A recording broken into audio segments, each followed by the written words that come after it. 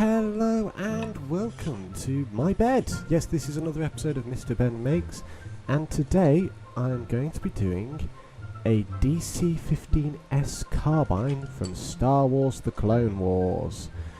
It's one of my favourite TV series at the moment is Star Wars, Clone Wars. I know I've been doing a lot of Star Trek stuff, but I've always wanted to have a DC-15S. It was one of my favourite weapons. So I bought files offline and I've printed it. So let's have a crack at it. So this is the main barrel of the gun and the main magazine. These are all actually separate parts, but I've glued them together preemptively because I did. The magazine's actually not being held in by glue. So I'm going to take this little bridge now. Well, this is the front of the front of the gun, the main muzzle and the barrel. Just push all that out of the way.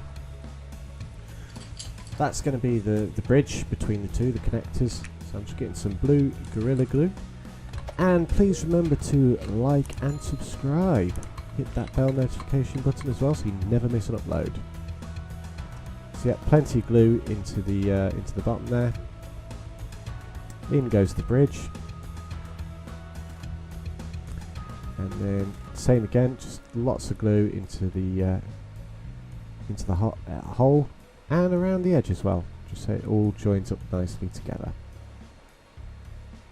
And then, because it's taller and off screen, oh, there we go. Make sure it's the right way around and glue it in place. Okay, so now onto the main receiver of the body of the gun. This actually was meant to be one print altogether, but I had to cut it in half due to the size of my printer. So glue on the top there, where the two body joins up, make sure there's plenty of it. And just stick and hold it for a bit.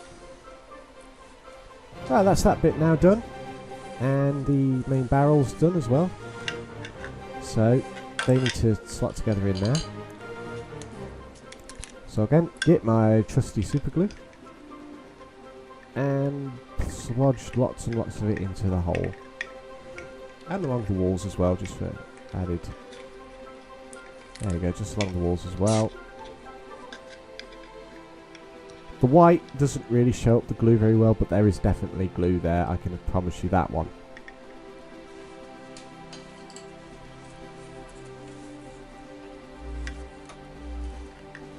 Okay, and squeeze! Come on, there we go. That's all in there nicely now. And that'll just sit there and set itself over a few hours, so I can carry on doing what I need to do. So I'm going to turn it over. Let that set. Just play down the sights, just see what it looks like. Yeah, I'm loving that. Okay, trigger. So the trigger's actually springy, but I wasn't 100% sure on that. It's a pain in the ass slotting it in. Yes, doing it off screen again. And there is a little cap that, so I'm going to just glue the spring a little bit. Try and fit that in. There is a little hole in the bottom of the trigger guard as like a guiding point, but yeah. So a bit of glue on the edge as well, because there's a little top piece that slots in. There you go, there it goes there. Make sure I get it in the right way around. And there we go, that's that done. And now leave that to set. And I'm gonna just glue in there's a little track on the bottom of the receiver that I'm just going to glue the pistol grip into now. This actually turned out to be harder than I thought because of sizing, so I do a lot of dremeling off screen and a few other bits and bobs to get it in place. But yeah. And now out come those trusted clamps again. There goes one clamp. And I did put another one on the back, but you don't quite see it in this shot, unfortunately, because it's bigger than I can actually record. I actually catch the bedding as well, so that has to be adjusted there. There you go, there you can see the other clamp there. Right, that's now all glued in place. And it's huge. So can't fit all on screen. So now I'm going to do the little, I think they're iron sights on the front. I don't know what those wires are for. I believe they're meant to be like front sights.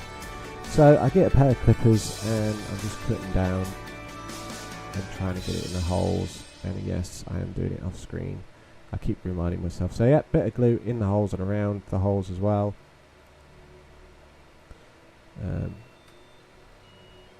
And that's a battery charger. Right, there's that one in, nice and easy.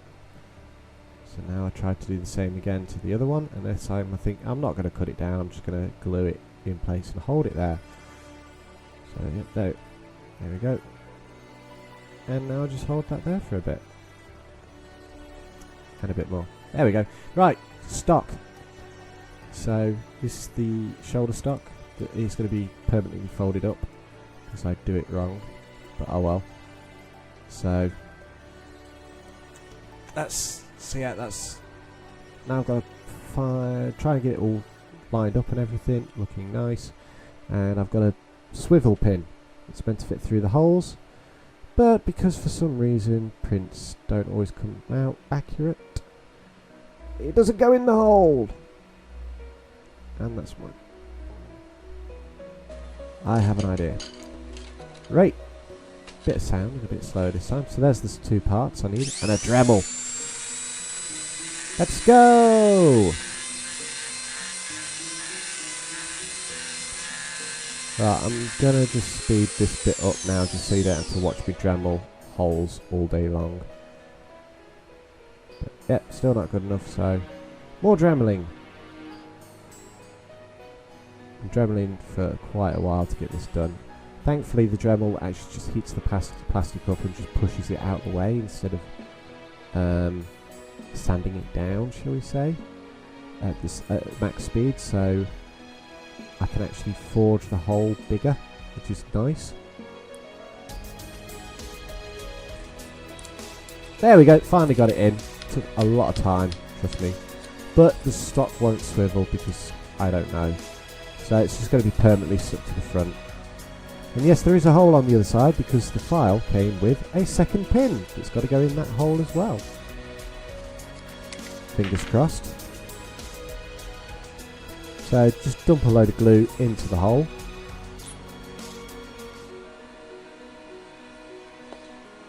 There we go. And I drop it. And I drop the pin.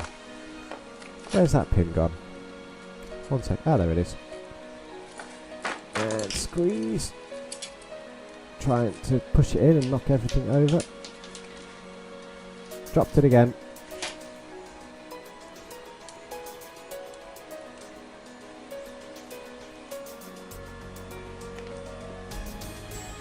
I should try a second pin that I'd chopped down, printed off earlier. And does this one go in? Yes, it does. There we go, that's the pin in place. Now there should be more to the stock, but again it was too tall for my printer, so I had to cut it. But I don't show that bit, and I've actually got it glued in place now, and I've glued the stock in place on the gun. Now I'm just using my trusted grey primer from Rust-Oleum, and just give it nice spray paint.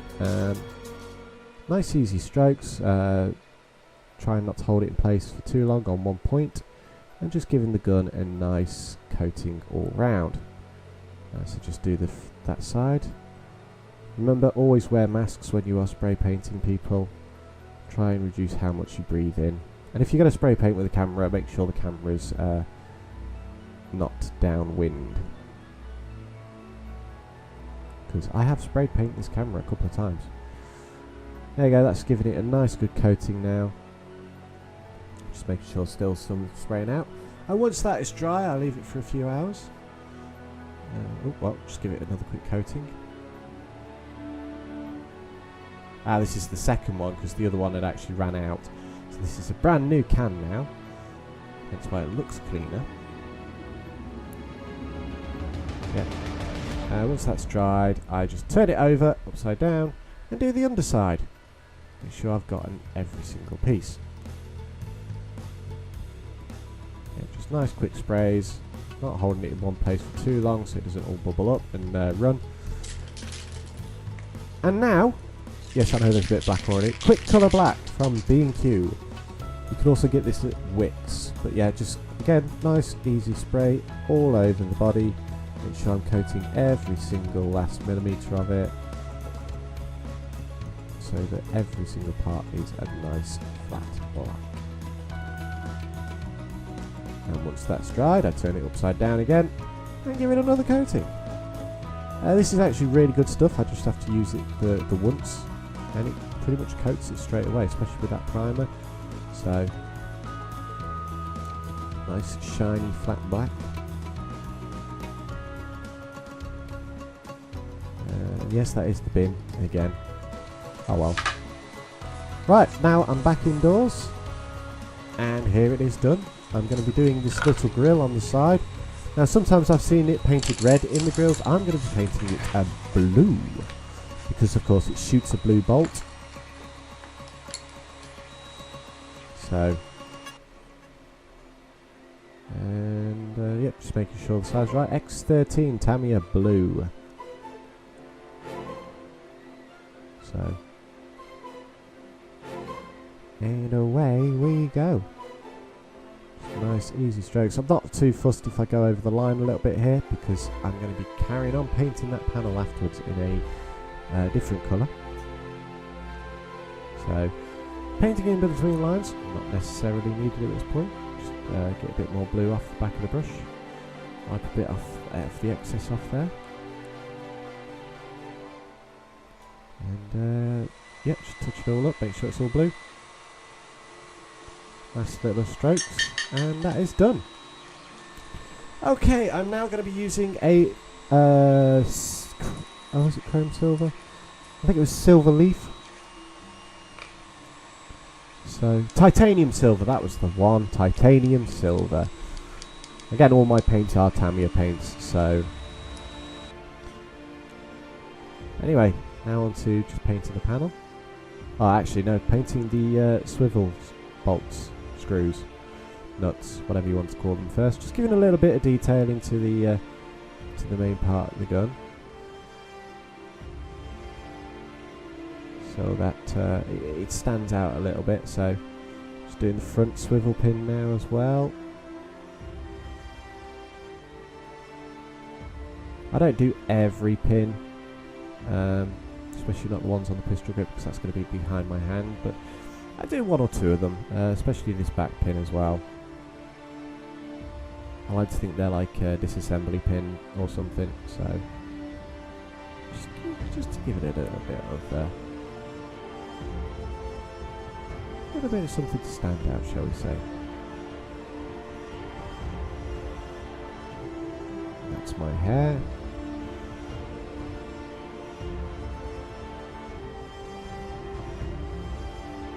Trying to do this at an angle, and while filming at the same time is awkward. Right, and now onto that nice metal panel that goes over the, I think they're vents, I'm not sure, but yeah, just nice easy strokes going around the vents, so I don't paint over it.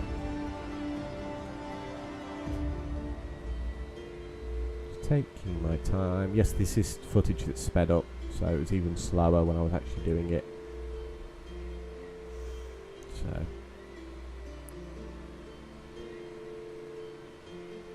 but would you like to see more Star Wars blasters? What sort of blasters would you like to see? Would you like to see a Stormtrooper E11 or Han Solo's DL44?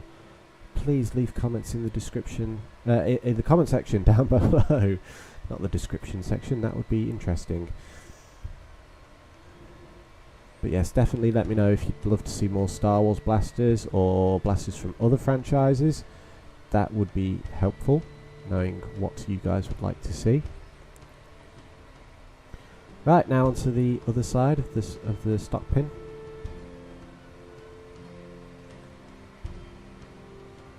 Just going around the body, make sure it's all nice and done.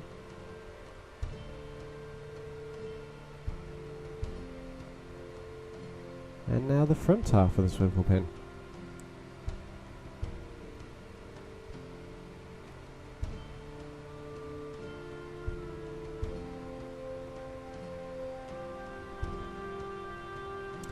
And now the back disassembly pin, I'm going to call it, just for continuity's sake, because I have no idea why there would be a pin back here. This is based roughly on the Sterling, I think. in real life? I know the E11s are. Okay, that's that bit done. And clean off the brush. Always clean off your brushes. Don't let that paint dry.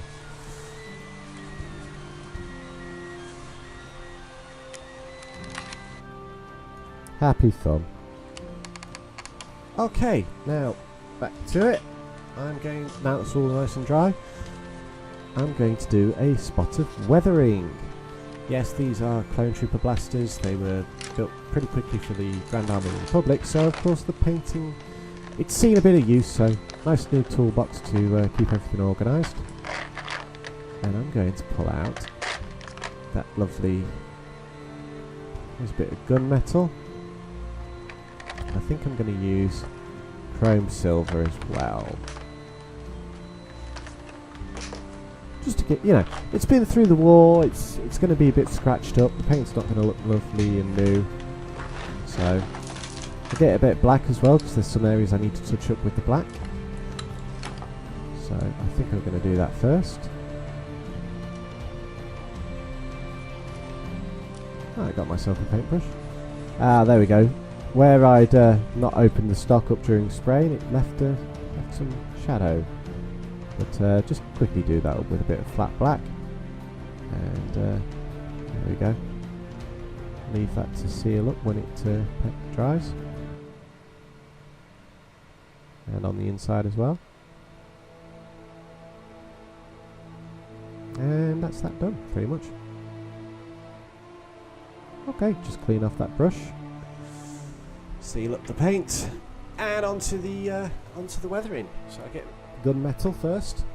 I think I only just used the gunmetal here because the chrome silver would have just been a bit too much. And I just dab it around the end of the barrel because, you know, as it shoots it's going to be very hot and it's going to burn the paint off and everything. So